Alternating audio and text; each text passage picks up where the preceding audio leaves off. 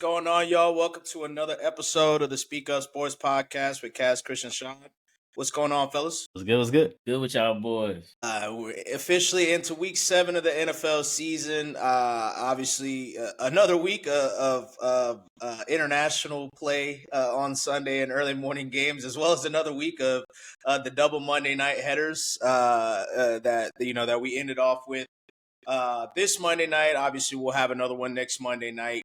Got the NBA season starting up next Tuesday as well. So really getting into kind of the heart of really sports with major league sports, at least with baseball in the heart of their playoffs, almost getting into the World Series as well. But, as we usually do, got to start off with the NFL. Some major news. I don't know if it's that major because I imagine that we all kind of expected it. But starting off with the news that we got coming out of the NFL weekend with Brian Callahan officially being let go. Let me not give him that respect. I'm sorry.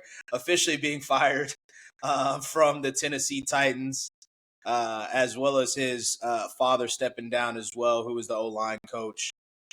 Something that was a little bit of writing on the wall, especially over the past few weeks.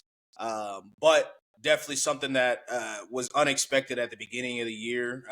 Obviously we started off with the Colts and the Miami Dolphins being on the hot seat at the first week of the season, with their coaches being the most likely to be fired based on Vegas odds. But how did you guys feel about the news when you heard it? I mean, like you said, it was kind of one of those writings on the wall. I mean, we done mentioned it every single time we got here. Every time we came on the podcast, that it's always something that he done did. It's always some blunder he done had throughout the game or something like that. And so I'm not gonna say he was just in over his head, but it was almost one of the things where I feel like the organization might think to themselves like, okay, we got an opportunity. We think we have the quarterback of the future. Let's not fuck this up. Like let's get a real coach, a coach that we can believe in, and that's going to do right by Cam Ward. So I mean, unfortunately for him, obviously you don't see that in the middle of the season firing, but I mean they weren't going anywhere anyway. So I guess in their opinions, probably go ahead. Let's try to right this ship as soon as possible, and let's keep this train moving. Yeah, the writing was on the wall, like Shad mentioned. With this one, I think it had to happen at a certain point. It was getting a little tough to watch, just that offense flow, and that's what you were brought there to have, and that's why you picked your quarterback number 1 overall. But what we've seen so far this season, it was kind of doing more harm than good when it comes to Cam Ward's development. Some bad habits were and are being formed. So at this point, you just got to get him on the right track. I mean, I don't know where he ends up after this, but it's very clear. Like we saw, like Jeffrey Simmons' comment saying that they had one of their worst weeks of practice coming off of their first win of the season. That type of stuff just should never happen. It just doesn't make sense at all. So when those comments came out, you knew it was over with. I mean, it was a hell of a 2 years for him. Though, I will say that. So. Yeah, and then kind of mixing those comments with what Cam Ward said a couple weeks ago and saying that they were ass. It's definitely kind of an indictment when Simmons is, I would say, at least publicly, at least from what we see, probably the leader of the team. And then Cam Ward obviously has, taken on a leadership role of, once again, from what we've seen publicly, both team captains. So, when 2 of your team captains on both sides of the ball are saying that, like we mentioned multiple times, the writing was definitely on the wall. Thought that he might have had a chance to pull it together, but I do think that it opens up a lot of questions, like what is Cam Ward's future hold, because that now makes him the 4th straight quarterback that has been drafted first overall that has had a coach fired in season. Which is crazy. And if we look at all the other 3 quarterbacks, I think that the jury's still out on all of them. Trevor Lawrence, obviously he did sign his contract extension, but people are still wondering if he's just a solid player or if he's ever going to take a step. Bryce Young, it seems like every other week he's people think he could be this, and then it's he's too short and he can't be anything. Yeah. Caleb Williams, I know he's coming off of back-to-back wins. Funny enough, I don't know if this was a scoregami, but having two back-to-back 25 to 24 finishes, two back-to-back wins being 25 to 24, but he wasn't great last week either. And I've had him on my hot seat on this year on the podcast. The jury's still out on him as well. So, if you're looking at the other three guys, especially considering how Cam's play has been, his stats look, his EPA, you kind of have to wonder, like, is he ever going to be anything? And so it just makes it incredibly tough. And, I know some Titans fans are probably excited. We saw they already started reaching out, being like, yeah, we fired the coach. You guys can come back and watch the games now live. So, but I don't know how happy they will be after this year once they start seeing what the options look like moving forward. So, and then also they had to get it done before Mike Vrabel comes into town this week, because that would not have been a good look if they end up getting blown out. Maybe they'll get the fire coach boost this week and be able to take out the Patriots. But switching to the actual games from Sunday and Monday and Thursday, we started off with Chris's team taking a tough loss and ended with Cass's team having a big win. What was you guys' takeaways from this week? I mean, for me, it, like you said, Shy, I mean, it's a lot of tough losses that went on this week. You got my team with a tough loss. Shout out to the Chiefs, we all chose the Lions to win, but I mean, for them to have, I guess you could say back against the wall type of ordeal, and playing against the Lions team who we all, seem to believe, is a dominant offensive team, although they do have injuries on the defensive side. It was a good dominant performance by them against the Lions. So they're trying to show a little heart, a little spirit out there. I mean, I don't know how long that'll last, but I mean, shout out to them for showing the will of a champion, fighting back. Unlike some other teams.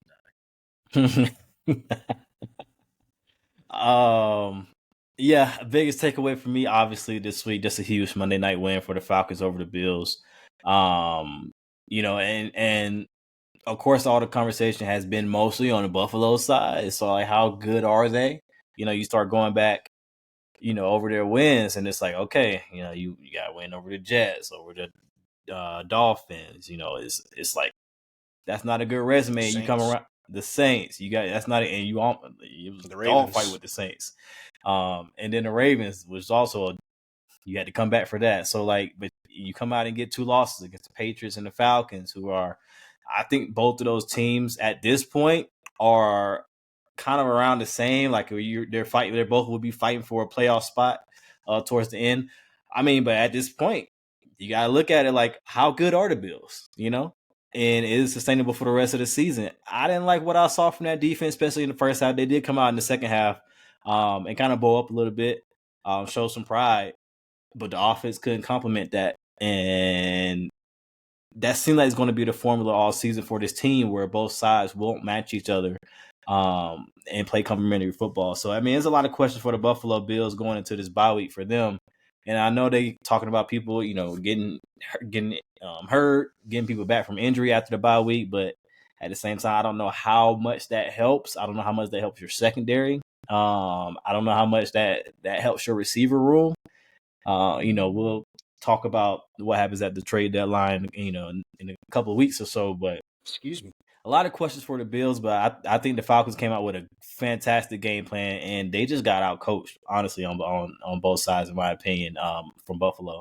So that was a big takeaway. Along with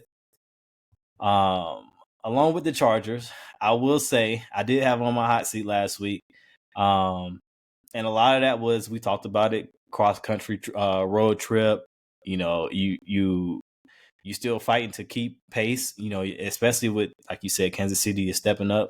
So you fighting to keep your spot, in the AFC West. And it wasn't the cleanest game, and you almost lost straight up to the Dolphins. but you did find a way to pull that out. That's definitely what you want to see. It's definitely what you want to see from Justin Herbert as well, because those are the spots where, and is in situations over the past, few years, where you're looking at Justin Herbert, like, can he get that done in that situation? And I mean, it took a lot of fuck ups on Miami's side to make that happen, but he made it happen. So, and of course, Ladd did as well.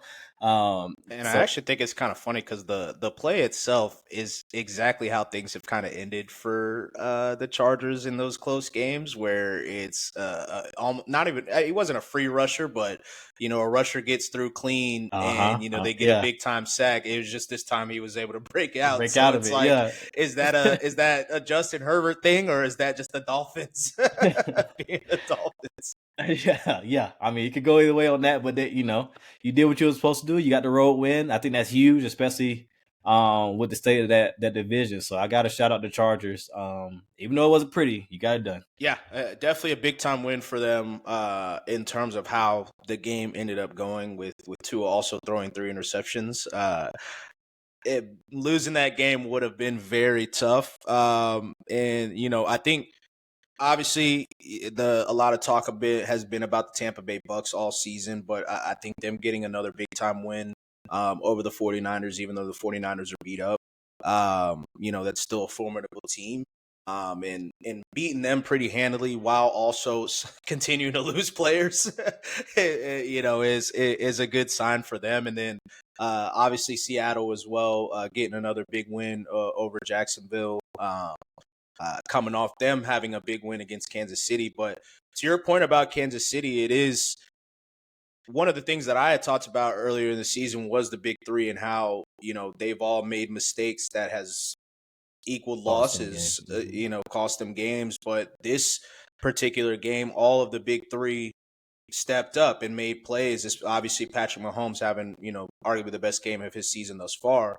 But there's also a fourth guy there that's been a part of the dynasty that I didn't mention, and he still could possibly cost them some games, and that's Harrison Butker. So that is something to watch moving forward.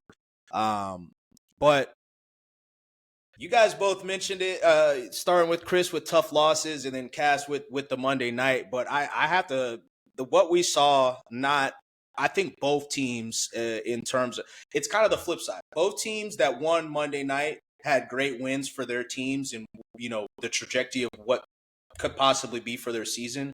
Both teams that lost on Monday night, terrible losses. Yeah, absolutely terrible losses. Starting with Buffalo, I mean, as Cass mentioned, a lot of the conversation has been about Buffalo, and whether fair or unfair, part of that is because of the MVP of the league last season, reigning MVP. And what people are expecting Buffalo to be. But, I think also, like, it was very alarming to me that the Falcons wanted to give them the game and they just wouldn't take it. They really were just like, no, no. We'll take the ass whooping we got in the first half, along with just continuing to let you, not let, because, and once again, that's not necessarily fair saying let them take it, because while the Falcons offense, once Buffalo figured out that it's literally run, pass for the most part, and they can't do anything passing them down the field in the second half, at least in that game specifically, they were slowing the run down, but the Falcons kept confusing them, or Josh Allen so watching the game, I kind of thought, is it the Buffalo receivers? Because, outside of AJ Terrell, which there's an issue there too. Why the fuck are you throwing at AJ Terrell with a second-year receiver that you don't trust, that you're not believing now on big downs, not just regular first down, second down. It's third down, gotta have it. Fourth down, gotta have it.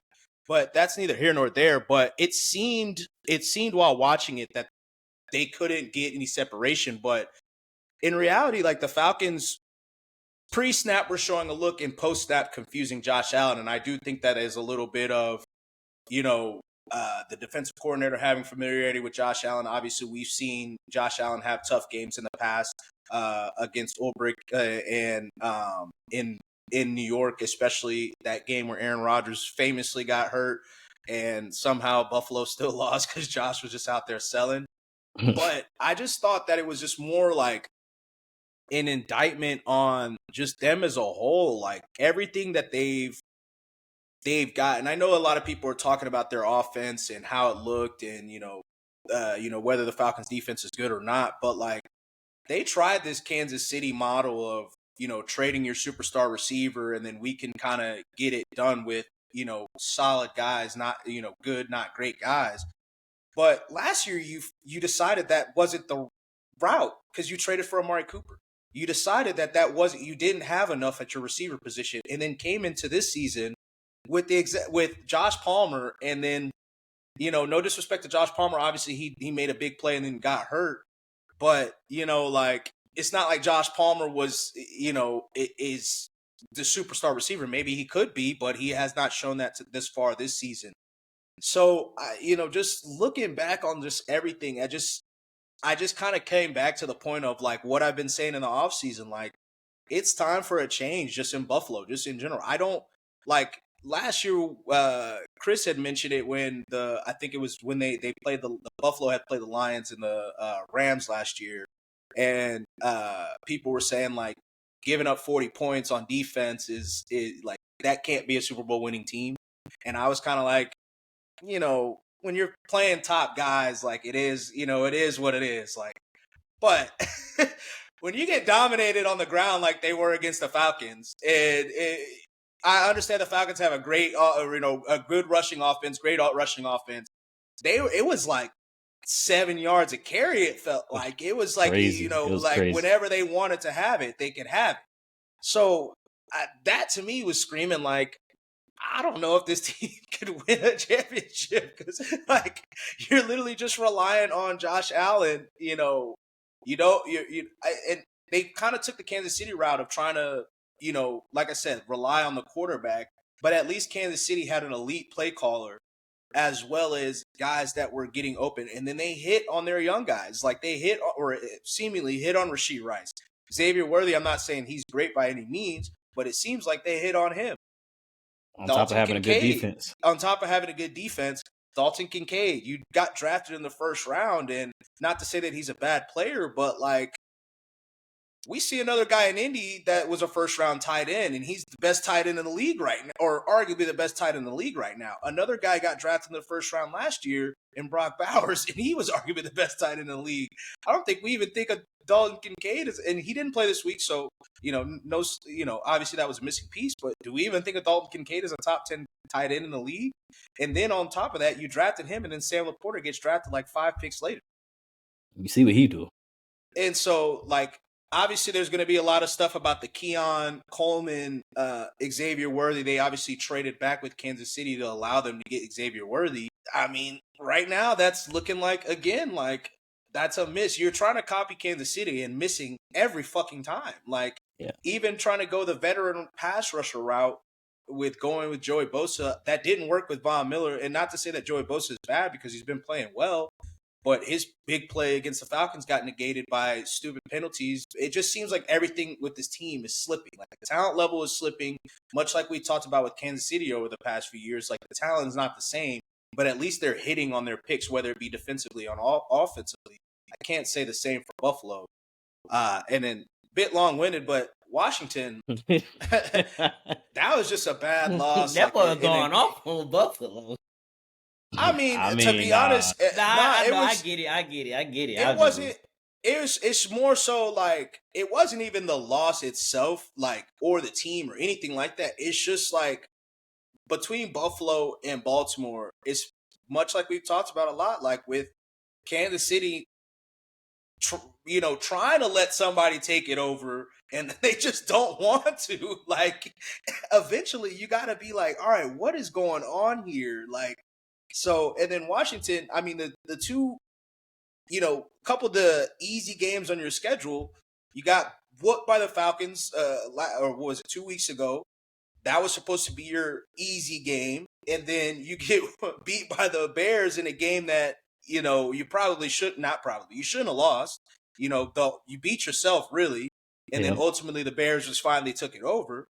but those are supposed to be the gimme games outside of the New York Giants, and now you're about to go to Dallas, which, obviously Dallas has the record that they have, but they can still put up points, and it's a division game. Then you're going to Kansas City, and then after that you got Seattle and Detroit, and the next easy game that you have is supposed to be Miami, and I'm not, I understand where Miami is. I just don't think that you can just walk in and be like, we about to whoop Miami's ass. They can still put up points. So, Washington, I don't know, man. It's a tough spot for Washington. It's tough. It's very tough, especially, and then it seems like Jaden Daniels keeps taking big hits too. Already been nicked. He got a he got a roughing the passer penalty for I think it was Brisker went low on a blitz and hit his knee again. So that's something to monitor. And it's just Monday night was just bad for the guys that lost, and good for the guys that won. Because a lot of questions coming out for those teams. Yeah, shout out to the Bears for pulling that out. But yeah, in the way it happened, I know it's an ugly game. It's raining, it's sloppy, but ball security still has to be at an all-time high. I mean, that pick that Jaden Daniels threw. I mean, he just didn't see Brisker, like straight up. He didn't see him. He thought he could get that in there, he thought he could get that in there, and he didn't. It was clean. It was a clean pick, but you gotta be. And I think they were right outside the red zone on that, I believe, or somewhere. So you taking points off the board in that situation, especially in a nasty game like that, it's a tough spot for Washington. And I mean, I didn't have them making the playoffs to begin with. I didn't necessarily think it would kind of go like this, but we do have to watch out for Jaden Daniels and his health, man. He can't. It's not sustainable. It's not sustainable. I don't care what nobody say. Like, I don't care how, he and I get it, but. And what's crazy, it's not even just like you said, tried the pocket stuff. It's when he run out, he don't slide. Yeah, I mean, he was diving, and I'm like, okay, man, you diving head first. You diving head first. So yeah, they're gonna hit you while you diving. That happened in this game. He got hit. He got popped while he was trying to dive forward. It's like, all right, bro. It's tough, and I wasn't super high on Washington, anyway, but after the Chargers game, I was like, okay, now I get it. I get it. I think that they might make a little run, but it also leads me to question a little bit about what the Chargers have got going on to get handled the way that they got handled, and then obviously be in the dogfight with Miami like they were. The Chargers need to get healthy in the worst way, and But I'm interested to see what the Washington Commanders do, because like we've said multiple times, it's you're looking at a tough schedule moving forward. The Giants are much more viable, at least at this point, than we thought they were going to be. At least, maybe in the offseason we thought they would be formidable, and then once we saw, we got the reality of Russ, we're like, let's come back to earth. But, Dallas will still be able to put up points, and then the Eagles, yeah. So, it's Big say, yeah. I don't know what else to say about them. So we talked about how having all those older players, you don't typically see that regression as opposed to, more progress. So that's going to be something that'll be interesting to watch moving forward. But with that being said, let's go ahead and get into our hot seat watch. Who you guys had last week and why? So yeah, shout out to the Jets, man. I had them on my hot seat watch, and they are just bad. I mean, ain't nothing much to talk about, but that's just a bad team, man. And it just keep going worse and worse.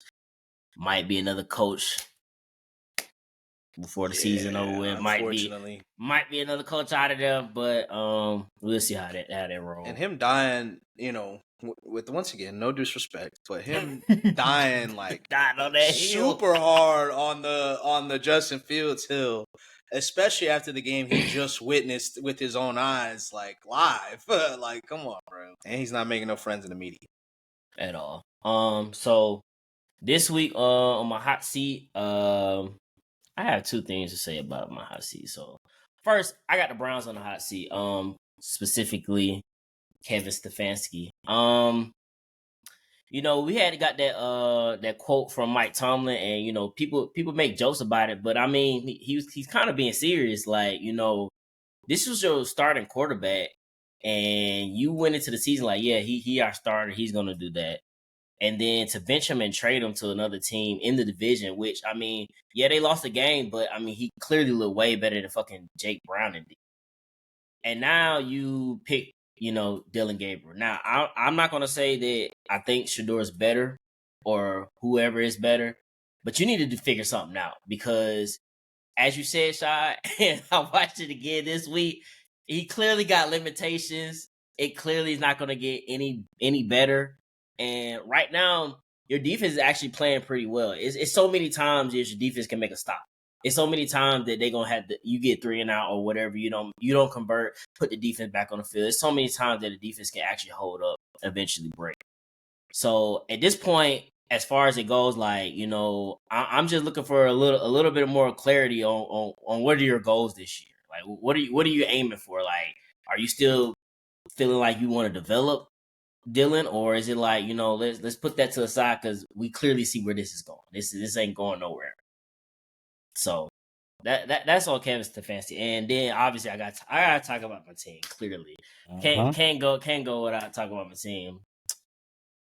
Look, Sky ain't fucking falling. Fuck that 23 shit that they talking about. But I just feel like we put ourselves in this predicament when you got people, everybody's talking about it, the media's talking about it.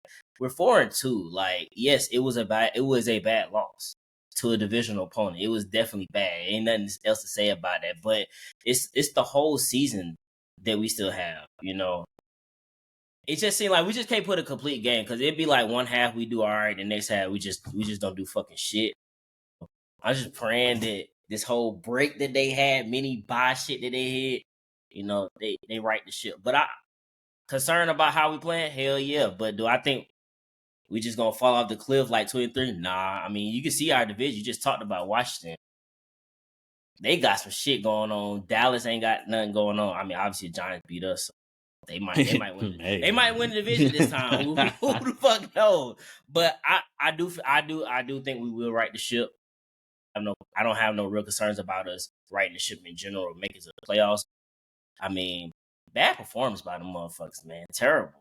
Glad I was out of town though. Yeah, that was. We might see a trade here in the next couple weeks here. Oh yeah, they said we about to trade for edge rusher, Jalen Phillips. But go ahead. Okay, we'll see. Shit. Let's see. Yeah, I mean, nigga? With the surprise retirement of Zedarius, you gotta go to that well again, that pass rush well. No, I like your hot seat, especially the Browns, man. They gotta figure out what they want to do because that offense under Dylan Gabriel, bro. What was this? He threw 52 times. 52 times. 52 times. What are we doing? You know what I mean? And the game wasn't that fucking out of hand. You know That's what I mean? I'm saying. Like defense can only do so much. To be honest, it hasn't been something that any of us, we haven't talked about it. Nobody in the media has talked about it. I'm not so sure that the trade of Joe Flacco had anything to do with Dylan Gabriel or Shador. That man Deshaun Watson is still their starting quarterback, and he still has that check, and he is going to be healthy here in the next couple weeks. So nobody's really talked about it, obviously, given his past transgressions, but that's something to watch as well. But yeah, so last week, like I mentioned earlier, I had the Chargers on the hot seat. They showed up against the Dolphins. We didn't talk too much about that Tua situation. He's about to get into it right after this hot seat. Yeah, we'll get into it. But the Chargers end up getting the dub, so we'll see going forward. It's a big game this week for them against the Colts. So we'll see who for real and who not. This week though, I gotta go. I gotta put the Denver Broncos. Sean Payton on my hot seat. That little fourth quarter against the Eagles a couple weeks ago, that shit ain't fooled me. That shit ain't moved me at all. And especially if you come out and follow it up with a performance going band for band with the Jets, and not a good way, Chris.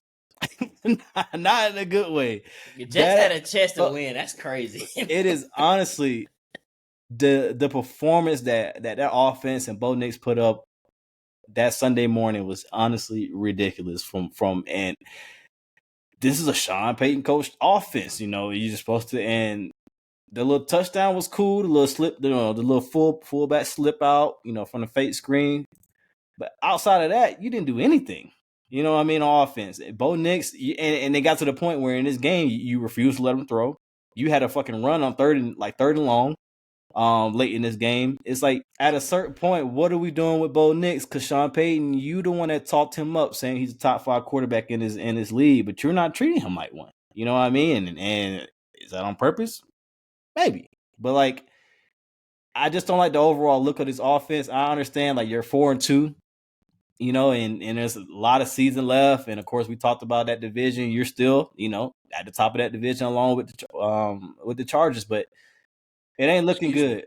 It ain't looking good for the Broncos at all. And they got to figure out how to clean up this offense because the defense is doing their job. You come in this week, coming up, and you have a Giants team that riding high right now.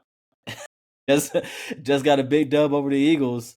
If you let Jackson Dart come in and get some momentum, and Bo Nix can't get the ball off against that defense and that defensive front, it'll be some uncomfortable conversations to be had. If you slip up with this one, this was at home. It's a home game for the Broncos too this Sunday, so got to see more out of that Sean Payton offense and Bo Nix if you want to do anything substantial, which I don't think is going to happen, but got to see more.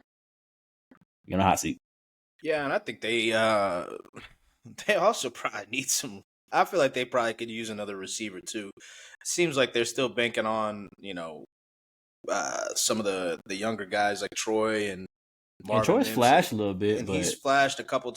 Well, his big flash was against the Colts, and his biggest play was, it was really like a drive. He had one big play on like a scramble drill, and then he had another one that I want to say he might have took for a touchdown, but on like a slant. But it's been not as consistent, but I don't know. We'll see. It's those international games are a little weird. Like it always seems like there's not really any.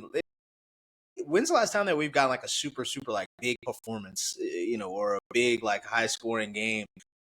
Maybe like games break out in the second half or something, or towards the end. But I feel like we haven't necessarily really got any. The last one I could think of is that Rams and Chiefs game. Wasn't that in like Mexico or something like that? Which one? That high score years ago. Like 50. Yeah, it was like 50 to 40 something. Wasn't that like in Mexico?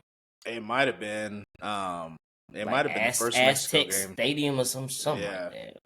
And that was a Monday night game, so not even any of the early games has it. That's true. But nah, they got to figure that shit out because, hey, but with the Bo Nix conversation, when you're drafting older quarterbacks, they kind of are what they are coming into the league. So a lot of people were expecting Bo Nix to take this, next step.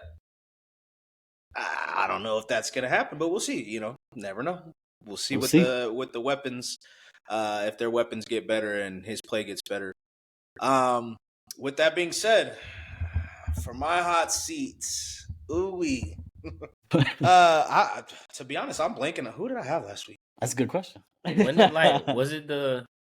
I had Drake May the week before. Who did I have last week? Good to tell you. I don't recall. It's been a long week. With that being said, we'll get back to that. With that being said, this week I'm going to the defensive side. Feels like we don't always give the defensive side some love. We always talking about coaches. Did you have the Bills? The quarterbacks. Sorry. I might have had the Bills, honestly. No, I don't think I had the Bills. I don't remember who it was. With that being said, there has been I don't even know what to call what's going on in New York right now with the Giants. I don't know what to call the crash dummies between Jackson Dart and Cam Scatterbo. But there is another guy, another rookie there that I'm having on the hot seat, and he is going to be joined. So technically, I'm gonna say he's the first defensive player drafted in this past draft, and Abdul Carter, because I don't really know what we want to categorize Travis Hunter as. He's just a football player. So, and he will be joined on my hot seat with the first defensive player taken in the previous year's draft, in Liatu Latu. So Abdul Carter and Liatu Latu are on my hot seat this week. Both the first pass rushers drafted in the past two drafts. Liatu Latu did not have as much fanfare and hype like Abdul Carter.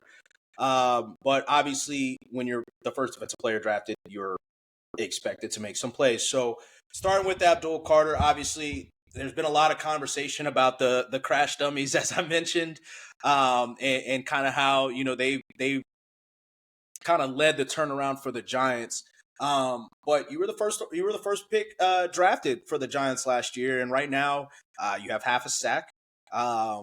Abdul Carter, whether fair or unfair, hasn't necessarily been used in a pass rushing role, and for most of his downs, and he is competing with snaps with a former first or former top 5 overall pick in Kayvon Thibodeau, as well as Brian Burns. But we could see one of those guys leaving here in the next couple of weeks with the trade deadline coming up. Most likely Kayvon, but if there is a trade. But Abdul Carter, you have an opportunity to kind of put your stamp on this team and kind of continue to be a franchise changing player, especially with the beating the defending division champs in the Eagles. You still have another game with them coming up, I believe next week. So can take a 2-0 stranglehold over them, and as well as with the Cowboys being what they are defensively, and the Washington Commanders floundering a bit too. As we mentioned, maybe the Giants could sneak up there and be in contention for the division, but I think that it has to start with Abdul Carter, especially with how Brian Burns has been playing, and Thibodeau to an extent as well. And then offensively, it's not like they have been world beaters. With Malik Neighbors missing, they can use some playmakers offensively. Maybe they make a trade, but until then, they're probably going to lean on that defensive line that we all were pretty excited about coming into the season. So, Abdul Carter, you are on my hot seat. It's time to make some noise. Liatu Latu. You have been the pressure king with no sacks. And, right now, advanced metrics have love Liatu Latu. Maybe that is a bit of advanced metrics liking Liatu Latu coming into the league and, getting some confirmation bias a little bit there and fluffing those numbers. But, it's seemingly every game Liatu Latu is up there in pressures in the league, but only has 1 sack so far this season.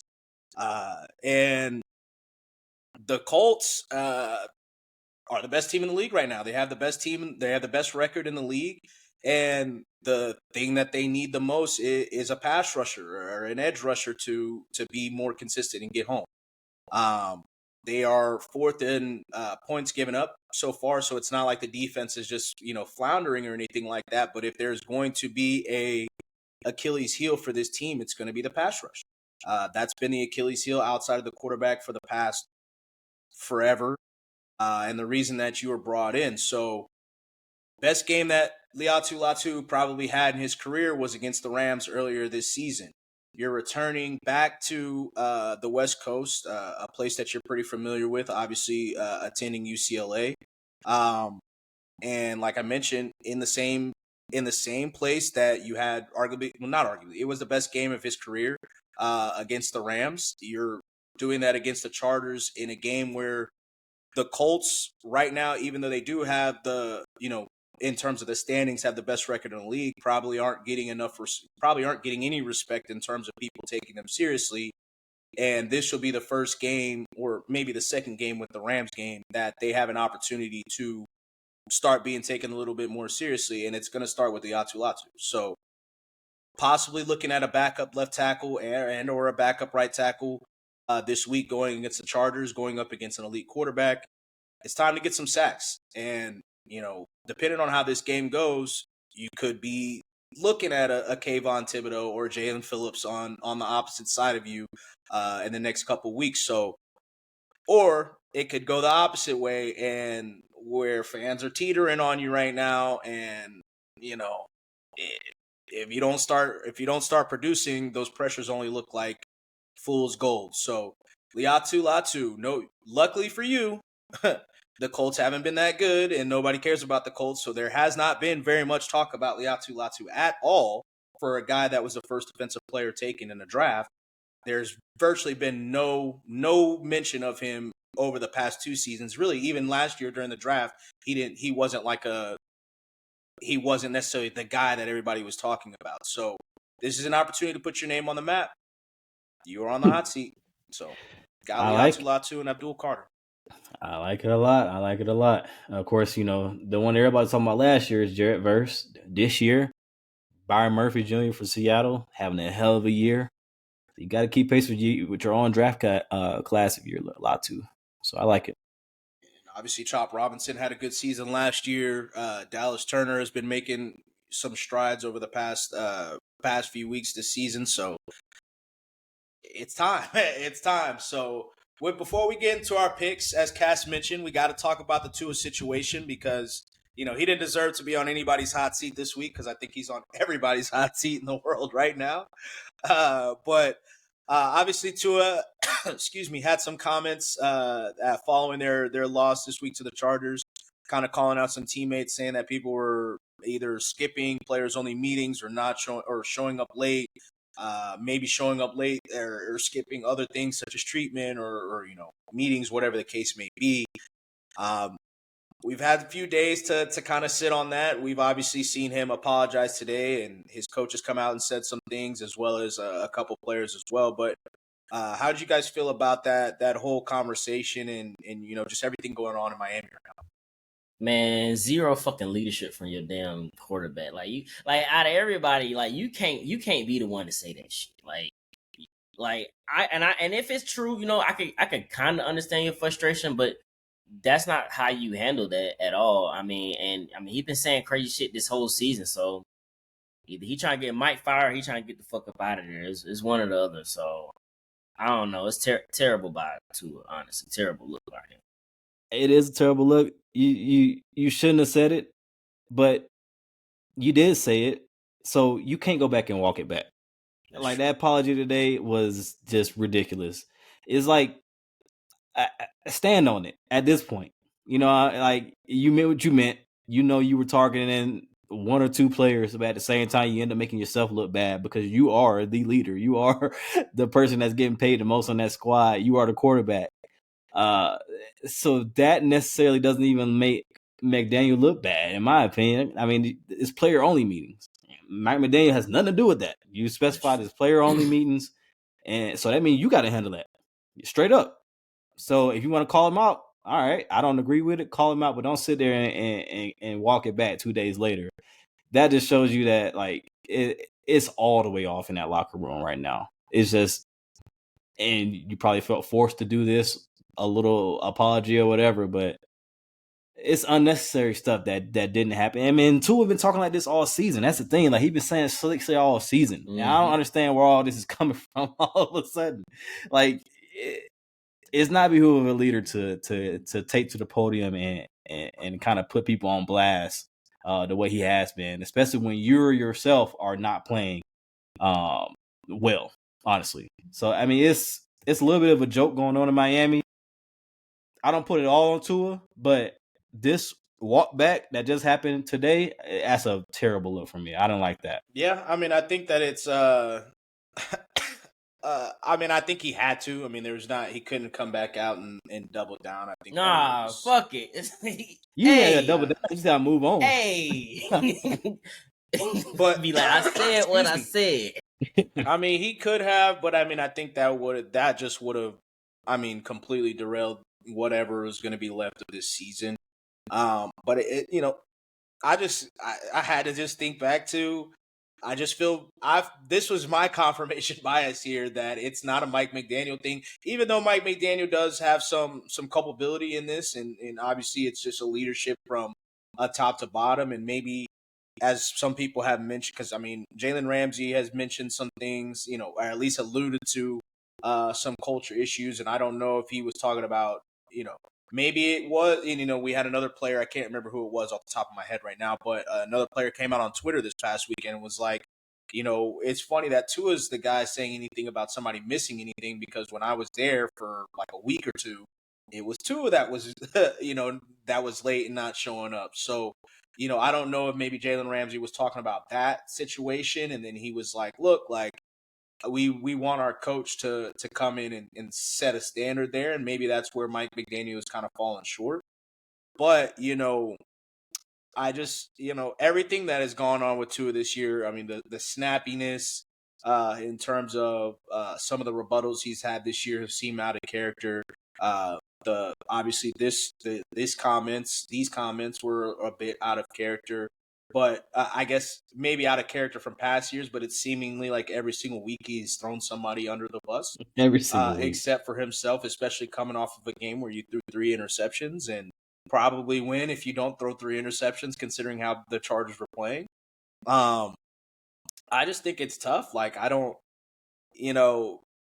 and maybe because Mike McDaniel did, reportedly go to bat for Tua, that was clearly his undoing anyway, but maybe that has led to some complacency there in terms of him feeling like, he can kind of, do whatever. But, I don't think anybody looks better. I don't think anybody looks good coming out of this in Miami. But Brian Flores in Minnesota, I think that, if we're talking about a coaching carousel, as we get later into the season, I think that based on his own performance, obviously with the defense with Minnesota recently, but how everything is turning out with that quarterback in particular, I think he has to feel good about himself and kind of where everybody was labeling him and saying XYZ about him. But, I feel like it's another situation where I'm not going to name any names, but I feel like there's always like these guys that kind of get put on these pedestals in terms of, oh, they're such a nice guy. They're such this, that, and third. He's a great guy. And then you peel the onion back a little bit, some adversity hits, and you're really like, this guy's kind of a piece of shit. Not to say, and I'm not saying that Tua is, but, a lot of this stuff is it out of character, or has this been his character the whole time? And now shit's hitting the fan and it's being exposed. So is maybe that what we haven't seen behind the scenes and why they haven't been able to take the next step. So it just opens up a lot of questions about him specifically, but then, secondarily, the rest of the organization and how things have been run. So very, very tough situation, and, not a good look from him at all. But with that being said, let's go ahead and get into our pitch for the week. What did we look like last week, Cass? And then Chris, go ahead. We can go ahead and get started. Rough week for all of us, really. rough week. Chris, you came in on top again. The 3 out of 3. 3 out of 3, right? Of course, you ended up picking Denver, who squeaked it out. You picked Seattle, who had the good win, and then you were the only one to pick Chicago, so who squeaked it out. So me and Shy both had 2 out of the 6. Of course, we were split on Buffalo. I'm the only one that picked Atlanta, but I also picked Jacksonville. So that's kind of what it boiled down to on the season so far. I'm at 16. Chris, you're at 22. Shy, you're at 19. That's rough. Got some catching up to do. Let's go ahead and get into the Thursday night game. I already started off with a little flair with Mike Tomlin making some comments about the trade, obviously, as Chris alluded to earlier. Hey. But the Steelers going to visit the Cincinnati Bengals and their new starting quarterback, Joe Flacco. Who you guys got and why? So, the Steelers, they've been doing good this year, but at the same time, every time I watch their game, it just feels like it's just not all there all the time. I just feel like they're not they are good, but I just don't think they're great as a team. But I mean, going against this Bengals team, I'm gonna have to go ahead and rock with the Steelers. I think Joe Flacco is gonna put up points based on just how I see him playing last week, and I think he you just gotta get comfortable. Obviously, again, Bengals don't have a good defense, so I'm gonna rock with the Steelers on this one. I think I think it's gonna be a low scoring game, honestly, but I think they'll pull it out. Yeah, I got to rock with the Steelers on this one. I don't want to be honest with you. I think this is an upset alert, but yeah, I'm still gonna rock with the Steelers. Could be, but I this Cincinnati, and I know they picked it up a little bit towards the end of the game. They had a good drive, a good touchdown drive. I just can't get behind this team, though, man. I really can't. I think, and especially with this being on the short week, like there's still not enough practice time between Joe Flacco and that offense. It could be a little rough. I think the Pittsburgh Steelers will do just enough to win the game. Kind of, it'll look ugly how it's always been the past 4 years now. So I got Pittsburgh. Yeah, and it's a division game, and Pittsburgh will be missing a receiver, and in Calvin Austin, and we might see Trey Henderson's questionable. Who knows if he will play or not? But I'm also rocking with the Steelers in this one. I think that it'll be a close, low-scoring game. I do think that Joe Flacco will make some plays just because of the familiarity with the Steelers itself. But, ultimately, even though the Bengals defense has been slightly better than they were last year, which is, I don't know if that's a positive or not, but, I think that they might look a little bit better after this, kind of extended break going from Thursday night into the next game. But I just, like you mentioned, it's just too short. Going from Joe Flacco just joining the team. I think it was like last Wednesday or Thursday that he got traded too. So, just 2 games in like 10 days after you get there is a little crazy. So I'm rocking with the Steelers in this one as well. But getting into our international game, we got the Los Angeles Rams coming off of I don't know if we want to call it a good win or whatever they had going on with the Ravens. Maybe the Ravens have started to right the ship a little bit in terms of defense, but them going against the Jacksonville Jaguars, coming off of a tough loss against Seattle at home. Who you guys got this week and why? Man, I want to believe in Jacksonville. They got a solid defense, but man, that offense is supposed to be head coach calling card, and it just ain't been working out for them. I feel like they should at least try to get Travis Moore involved. Whether they do or not, that's going to be on them. So I'm gonna go ahead and rock with the Rams on this one. I think offensively they have the power and the talent to overcome a good Jaguars defense, but I think it's ultimately come down to Jacksonville having to put the ball in the air and that pass rush get to them. So I'm gonna rock with this is honestly a tough one for me as well. Puka's kind of up in the air as far as his injury. It's highly possible that he doesn't play this one, and that would definitely complicate some things going forward. Especially because they have a bye right after this. So I mean, I would not be surprised if they just sit him. This is a tough one. I'm gonna go Rams. I'm gonna go Rams with this one. But I'm not confident in it. I think I think Matt Stafford will find a way. I think Kyron Williams will have a good game with this one.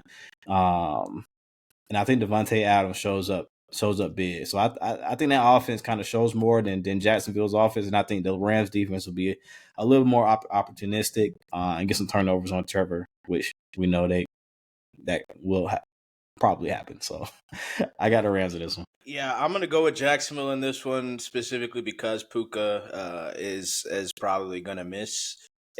Jacksonville, as you guys have mentioned, it's a little rough offensively. But they have tapped in a little bit to moving Trevor around and letting him use his legs a little bit more than he has in the past. And that does help keep the offense on track. I do think that, we haven't talked a lot about Devontae Adams. He was supposed to be like this prized, like free agency signing. And, while he's had some good moments, he has also been kind of quiet as well. So some drops too. I'm not 100% sure if I would want to say that he's going to come in and he's going to light it up and be able to take over for Puka, but I'm just not too sure, and I'm not even 100% sure if he's like a real fit for their offense as opposed to just a big luxury that they have.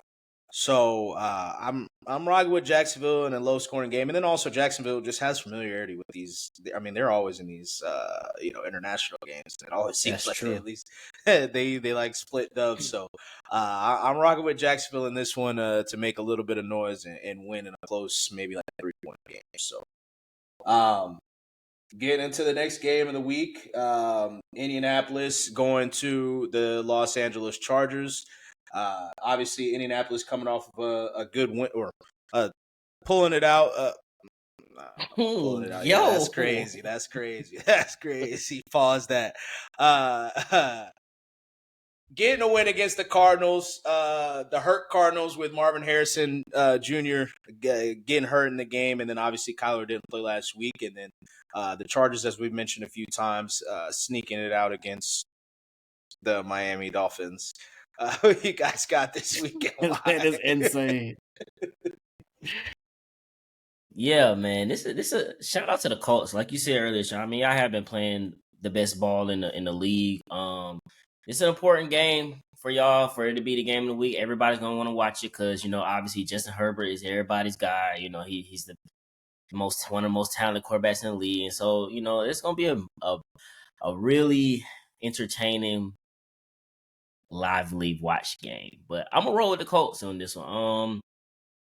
The Chargers haven't been really consistent enough for me so far this year. I mean, they started off hot, but I mean, they kind of been up and down as you see. You had some bad losses. You like you said earlier, 2-1 turn the ball over. Yeah, they might have lost that game. You lost to a Washington team who we just seen don't really look that good in general. So this has been an up and down season for them, in my opinion. So I'm gonna rock with the Colts on this one. I think they finally to get their due. Most people still not having them up there as far as their top teams, but this one put y'all on the map. So y'all get a nice little dub. I think this will be a very good game. I'm gonna go home team on this one.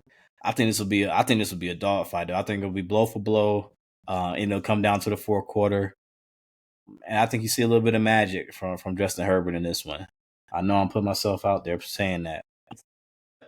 I gotta, I would like to see Justin Herbert come through in a game like this. If you're able to win this, you kind of state that claim that you're a force to be reckoned with in the AFC, no matter what the hell Kansas City got going on over there. So I think this will be a big statement win for the Chargers in their playoff hopes.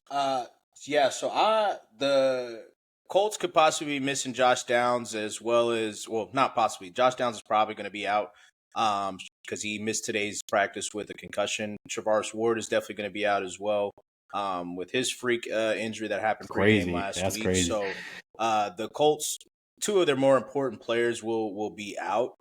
Chargers might be getting Joe Alt back. Maybe. He didn't practice today, so seemingly unlikely, but you never know. It is an important game for them with Kansas City closing in. And then they did just open up the practice window for Khalil Mack as well. The Colts are going to blow them out. This will be a blowout game for the Indianapolis Colts. They have struggled to stop the run and really all season, including the game last week where Devon Achane finally got a big run and, Miami seemingly finally got their running game going. I was very nervous about this game, maybe a couple of weeks ago, but just watching what the Chargers are, it's very Justin Herbert reliant, and the Colts are obviously the one of the best teams in terms of complementary football, both passing and running.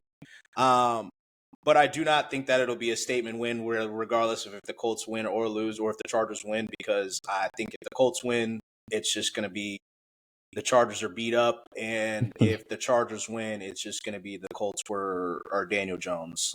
That's all it's going to be. So I think going into this game, a lot of people may hype it up as, as the national media starts to talk a little bit more about it. They might hype it up as a good game, but Monday, it's going to be one of whoever wins. It's going to be one of those two days. So, getting into the next game, we're going to Sunday Night Football. We've got the Falcons coming off their Monday night win. Okay, another prime time. And then going to San Fran, coming off their loss against Baker Mayfield, Tampa Bay Bucks. Who you guys got on? I say tough game for Atlanta. Before we get into it, hold on. Before we get into it, one thing that we need, I want to make note about, because we didn't talk about it at the top of the show. But one of the other major pieces of news that happened this past week, Fred Warner got hurt this week and will officially be out for the season, adding to their laundry list of injuries that they have. So that is also a factor that will obviously take place for the first time in this game. They obviously missed him last game in spurts, but this will be officially the first game that he doesn't start. So got to add that piece into it. All right, who you got on? Like I said, cross country trip. You're going all this San Fran from Atlanta. It's a long trip. Most of the time that doesn't bode well for the visiting team. But I'm gonna go ahead and rock with the Falcons. Just like you said, Shai, it's not just Fred. They have a plethora of fucking injuries over there for San Fran. And even though Matt Jones had the little magic 2 weeks ago, last week, I ain't like how he played. I know they're gonna lean heavy on Christian McCaffrey, but Atlanta has their defense showing up a little bit. So I think they have a decent defense, and I think they will go home and go to San Francisco and get the dub. Yeah, it's gonna be a tough, especially on a shorter week. Cross country. It's a bad little setup for the Falcons. You do have the injuries. We still don't know exactly who's going to be the quarterback of that game, whether it be Brock or Matt. Brock Purdy returned to practice on a limited basis today, Wednesday. So the tough part about everything that's going on with the Falcons defense in this kind of matchup is that for the most part, both of these quarterbacks, they get the ball out quick. And that type of tempo isn't necessarily that good when you're sending a blitz, sending 5 and doing all that. I'm interested to see how the Falcons and Jeff Ulbrich, who had a masterful game plan last week with Josh Allen, how they kind of change it up, because it's totally different styles that you'll be playing. So in back-to-back weeks, I'm gonna go with the Falcons here though. I think that Fred Warner injury is huge. And I know like D Winters has been stepping up, but at a certain point they start to pile up, and you do get like Malik Mustafa is supposed to be, he's back, and he's helping the secondary, but I think it's still a lot to kind of ask that defense to kind of compete with those injuries. So Falcons in this one on the road. Yeah, with Fred Warner, I think is going to be a big loss for them in terms of what they do defensively. I don't think that they'll be able. I don't think that they will get gashed like Buffalo did this past week. So this is all part of this game is going to be up to Michael Penix, and the Falcons also have to.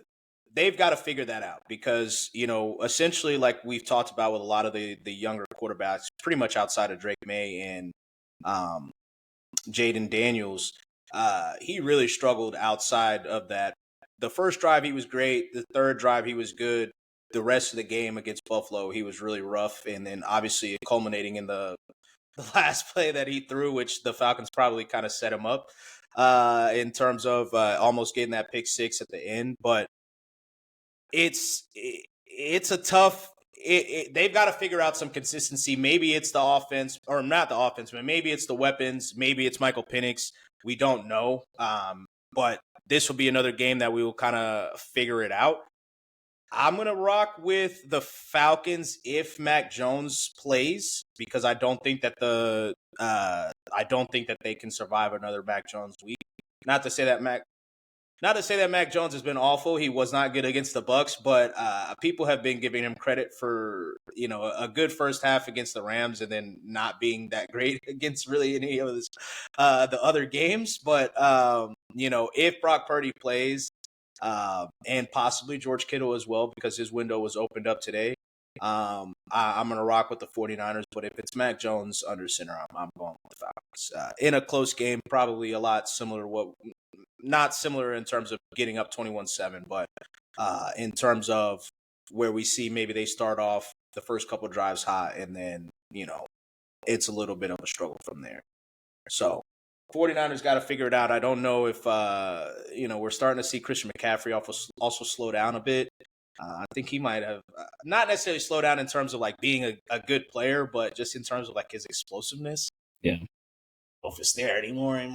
He's not. It's tough, man. He's not breaking anything. Like, he's definitely being used in a lot of different ways, especially as a receiver. But yeah, that explosiveness. And then on top of that, we haven't talked about it really at all. And it hasn't really been talked about much just in the media, but there's some weird shit going on with Brandon Ayuk and the 49ers, man. It's some weird going on over there. And it's clearly not just him because, Juwan Jennings is him and Kyle Shanahan, it seems like they're at odds, all the time too. So maybe we see a trade with the 49ers in terms of, getting off of one of those guys, and that's crazy too. Trading off one of those guys and and maybe bringing in a different receiver in the fold. But this game, I think, will go a long way in kind of determining where they need to kind of focus on if they're going to do anything at the trade deadline. So, getting into our 2 Monday night games, starting off with the first one, we got Tampa Bay coming off of, it's seemingly every week that they have some type of crazy game, crazy Baker play. And the Detroit Lions coming off of a tough loss against Kansas City. Who you guys got one?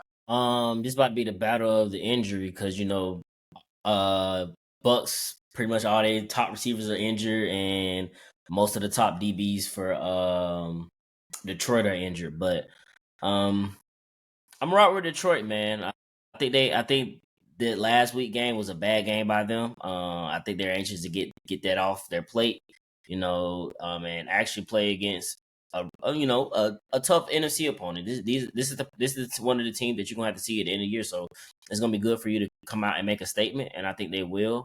I think Baker, I understand he's been on a heater. I just think this might catch up to him a little bit with missing his weapons on offense, and I think Detroit's gonna score a bunch of points. So I'm gonna rock with Detroit. This one a little bounce back game from that performance that they had last week. Yeah, I also got to rock with Detroit on this one. I think Tampa Bay's injuries are a little bit too much for this kind of matchup. Detroit's coming off a tough loss. They're going to be locked in. Emeka Ibuka probably not playing. Like you said, like Mike Evans may come back, may not, but if he does come back, I think he'll be a little limited. Chris Godwin's still getting his legs under him. So, at a certain point, it reaches a certain point where it's like, all right, now it's too much, especially against a good Detroit team. Of course, they will be without Brian Branch for this matchup because of the stupidity that he wanted to do after the Chiefs game. But even throughout that, I think they kind of rally around and get this big dub. I'm going to rock with Tampa Bay in this one. Even though Detroit obviously was a favorite of mine coming into the season, I have their quarterback as the MVP, and I actually thought that he played well against Kansas City, and he didn't. I actually, I feel like there's one guy that is the big Kansas City guy that was kind of, and obviously not a big Jared Goff guy in the media that was saying that, like when they couldn't run, it started putting more pressure on Jared Goff, and he couldn't come up. And I felt like it was the opposite. I felt like they, like they probably should have thrown it a little bit more. Like I felt like they were just kind of giving up plays running the ball. So, with that being said, while I do think that the injuries are keep occurring for the Bucks. We have been also saying for like 5 straight weeks that the injuries will catch up to them, and it hasn't caught up to them yet. They've only gotten better and beaten better teams, I guess. So I don't know. I don't think that Detroit has proven that they're a good team yet. I think they had their opportunity against Kansas City, and they didn't look good at all. I mean, not didn't look good at all, but they didn't look like this dominant team. And obviously, I think we kind of have to start grading the Ravens on a curve right now until they kind of right the ship. So we want to give them we want to give them credit for the Ravens win, and I think they deserve it, rightfully so, because obviously Lamar was playing. With that being said, we also see what the defense was looking like, and finally, they obviously got waxed by the Packers. So they were also in a dogfight with Jake Browning's Cincinnati Bengals. Like, they got up big, and then the Bengals started, slowly started walking them down. So the Detroit team, I think they still have some things to figure out, and they're beat up as well in the back end, especially with Brian Branch missing now. And then Kirby Joseph having a conniption, both on Twitter and in the locker room. And he was banged up coming into the game as well. So I think that if Mike Evans does play, I do think that he actually gets off. God damn it. I think that he has a good game. God damn. Man. It's been a day, boy. Golly, that was crazy. But I do think Mike Evans has a good game. And they end up winning that one. In another probably comeback win. And then getting into the last game of the week, Houston coming off of a bye, going against Seattle, obviously coming off of their East Coast road trip to Jacksonville. Who you guys got and why? I think this is going to be a defensive game. Seattle actually has a very good defense, and we already know Houston has a good defense. Shout out to Jackson Smith and Jigba. He's been on a tear this year. But I think he runs into Stingley, and that's going to come in a little bit down. And I'm going to pick Houston with this one. I think that defense is just a little bit better. And going to get a rattle Sam Darnold a little bit. And I think Houston offense would do just enough to get the dub. So I got Houston in this one. I'm going to go Houston as well. Seattle hasn't been the best at home. I know historically, we think of them as, having the 12th man and all that.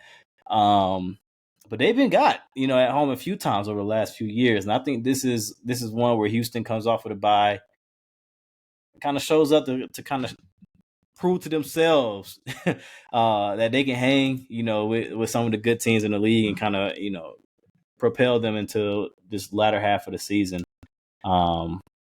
It was middle part of the season, I should say. But I got Houston. Yeah, with Houston coming off the bye, especially how they ended the last two games, obviously against the Titans and the Ravens. Once again, the Ravens. They went into the bye week probably feeling pretty good about themselves. They're the team that they did lose to in the division with Jacksonville obviously has taken a loss. So that also probably gave them a little bit of a boost. And they have to try to keep pace with Indianapolis as well. But with that being said, Seattle's defense is getting healthier and healthier as the weeks come along.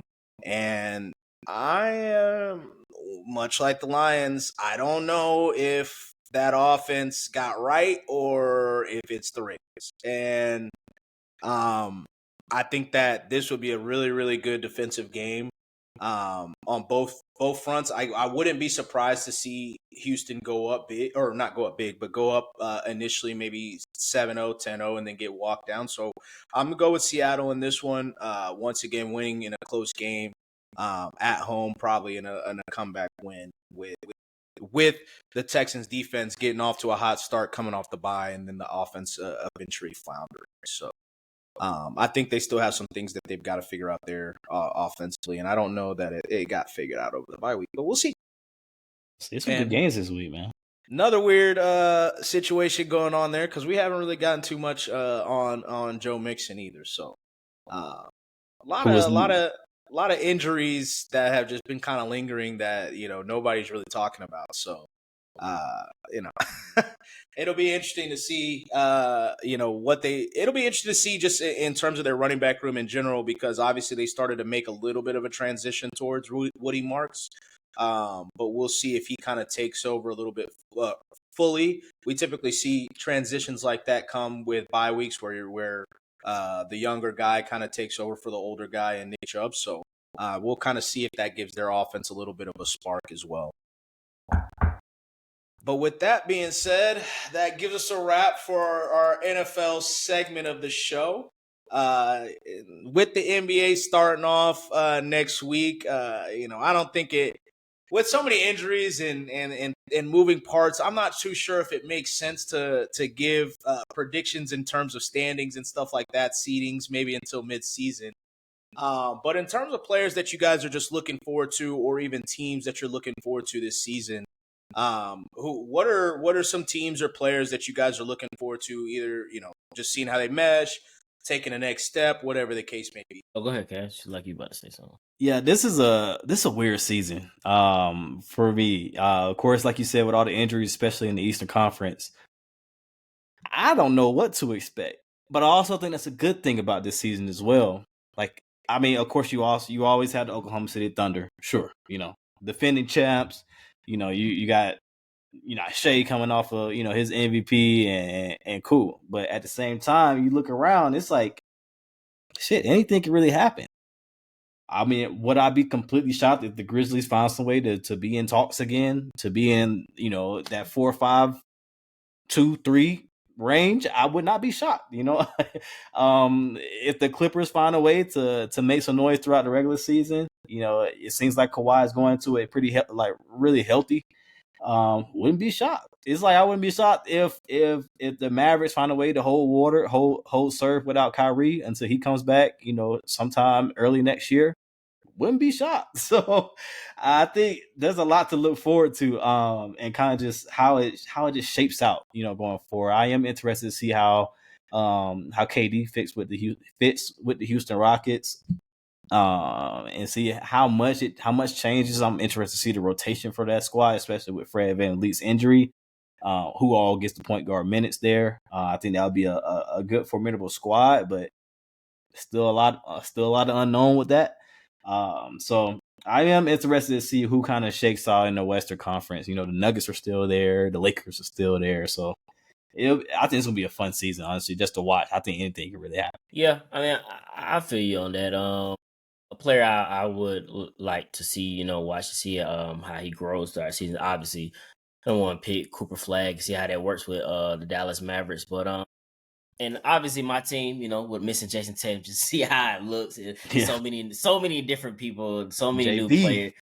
Hey, see what my boy JB. But a sneaky team that I would like to see if they actually, gotten better as a team in general is Orlando Magic. They picked up Desmond Bane, who's a good offensive player, but that team needs to take another step. They are a young team, but hey, you can't use that we're young too many more times. So I like to see them, grow and see how they do better, how they fare in the Eastern Conference. Like you said, Kat, it's pretty much wide open on that side. In my opinion, in general, anybody can, be a top seed right now. I mean, you probably had the betting favorites to be between probably Cleveland and New York, but that's still a tough conference in general as far as all the different moving parts. So that's what I'm looking forward to, since my team might not do too much. So. You never know. Jaylen Brown has been talking a big game. He's been talking a big game for for a minute. I think nobody, not in like a negative way, but I don't think anybody has benefited more from the conversation between Jason Tatum and Jaylen Brown, than Jaylen Brown, in my personal opinion. So this will be a big season for him. I mean, this will be a big season for him because he has an opportunity. If he's as good, MVP or Finals MVP or whatever, and a really good player, he should be able to at least get that team in contention. I would say probably top 5-6 seed, but 5. That's what I'm about to say. Well, if he got the 5, if he got the 4. Would that satisfy you? Would that make you feel like he's actually not obviously not the top player in the world or none of that? If he was like putting up, like, obviously it depends on how it is. If they end up, they're obviously a great organization. So they brought over Simons as well from Portland, and so they've got some good players. But if Jaylen Brown ends up going out there and scoring 28 or 26 per game, and they're the 4th seed, then obviously we have 100% me, but everybody, well, not everybody, but me for sure would have to reevaluate how we're looking at Jaylen Brown. But if he goes out there and they average just 23, 24, and they're struggling, then I would be like, all right, bro, like, I don't want to hear none of that tough talk no more, bro. But I am interested to see, much like you meant. Well, Jaylen Brown definitely. I think this is a phenomenal opportunity. In all seriousness, I think this is a phenomenal opportunity for him. The Clippers, though, as Cass mentioned, just how everything's gonna mess, because this is, people are making jokes about the Thursday night game being the Unk Fest or whatever the hell, the Icy Hot Bowl or whatever. I've got some feelings on calling Aaron Rodgers and Joe Flacco Unk. That's for us. Yeah. That's for us. That's for us. With all due respect. But and if you know what that means. But I do want to see, this is the real Unk Fest here with the Clippers, with bringing in Bradley Beal, bringing Chris Paul back, to Kawhi, obviously James Harden. So I'm very interested to see how that all meshes, how they all stay healthy, how, when are they finally going to call it quits? I do not care about this cap circumvention story or whatever, how they got around the cap. So I'm not interested in that. I wish that conversation would cease. It was funny for a couple of days, but then it got all right, now, Pablo, I don't give a damn. And I mean, I'm not saying, and I understand it's very valid that, it's a very valid, thing to talk about and to come for them about. At the end of the day, they're probably not the only organization that is doing that. And, I also don't, maybe I'm not too familiar in terms of the NBA rules and stuff like that, but I don't see anything wrong with being smart about how you complete a team and, make sure that you can pay everybody and everybody's taken care of while asking some of these guys maybe to take pay cuts and stuff like that. So, I'm also interested in the Hornets and the Pelicans. Look, LaMelo, Zion, I mean, it's time. It's time. I mean, we've been saying it every year, but at a certain point, it's time. It's time to show if you're, everybody wants to say LaMelo's to argue that LaMelo is possibly the top point guard in the Eastern Conference. Personally, I don't see how you can argue that when the guy only plays 20 games a season. Hey. I understand that he's, he does he's highly skilled. He does some cool stuff. I just don't see how, and I understand that, the Hornets record when he's playing versus when he's not is one thing, but I mean, that would be with damn near any player that's a all-star caliber. So I'm interested to see, how they take the next step. Is he able to keep his body healthy? Whatever the case may be, between him and Brandon Miller, they should be making some noise. I'm not saying that they got to be, top 5 seed, just the same thing about the Celtics. I'm not saying that they got to be top 5, but they should be making some noise. They can't be dormant.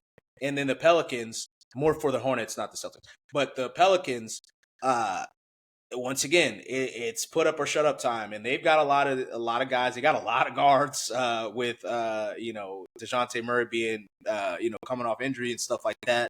But they drafted Fears, the young kid. They drafted the kid from Maryland as well. That Derek Queen that people think could be as well as Zion. Having this body transformation, is it fool's gold? Because we've heard it, I feel like every offseason, Zion has gotten skinny, Zion's ready to play, blah, blah, blah. Obviously, injuries happen, and it's unfair to say that, he's not working at it or trying to get better or anything like that, or trying to work at keeping his body healthy. But, when it would be nice to see, a concerted effort. Obviously, he's lost some weight. So, let's see how that tracks into the season and if he's able to make a step. Because if Zion plays and, Zion is good, that changes what things look like in the Western Conference. We say this every year. If the Spurs are good and they can stay healthy, that changes everything about how the Western Conference looks. if the Hornets are good, because people are expecting the Magic to be good, the Cavs and Knicks, obviously. We talked about the Celtics and what they could possibly do. But the Hawks are a team that a lot of people think can take another step. So if the Hornets could kind of get into that conversation, that changes how the not only this season for the Eastern Conference, but it changes what things look like when Halliburton gets back and when Tatum gets back. If he, Tatum decides to try to come back this year, which I don't think is a great idea, but we shall see. So those are two players in two teams that I'm specifically excited to see, how if they take the next step. And then obviously, in and off with my team, I'm obviously excited to see them play just in general. But the Cavs have to take a next step. It cannot be, definitely can't be no 5 games losing to a Pacers team you weren't expected to lose to. And, got to at least be conference finals, or, it needs to be strong conversations about blowing shit up. So, it is what it is. And there's Garland. Jared Allen, hot seat watch, because LeBron is lurking, and he's monitoring the Lakers, so he's monitoring what the Lakers do. So let's according to whatever nonsense they put about LeBron. So obviously, if the Cavs and Mavericks, Cavs, there's going to be a lot of conversation about LeBron moving to those two teams specifically.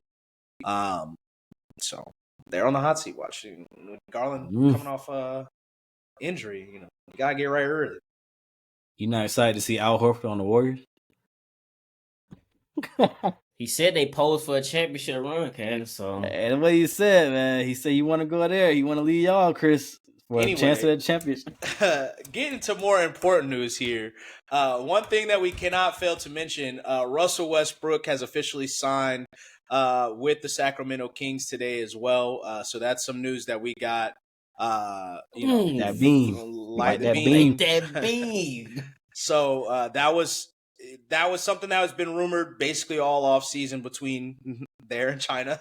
Not joking, not talking shit this time. That China rumor heated up this week. They talking about some $10 million. So it seems like Russ had to put out a little statement, not a statement, but something was definitely floated out like, hey, I'm not going to China. Like, it's not. So it clearly was a very real conversation, but good to see him get an opportunity, to, I don't know if it's finishing out his career or what he's deciding to do, but getting an opportunity to, rock out in Sacramento. They got an interesting mix of players.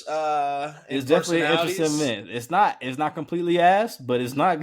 It definitely has the looks of a possible play-in team over there in Sacramento if everything come together.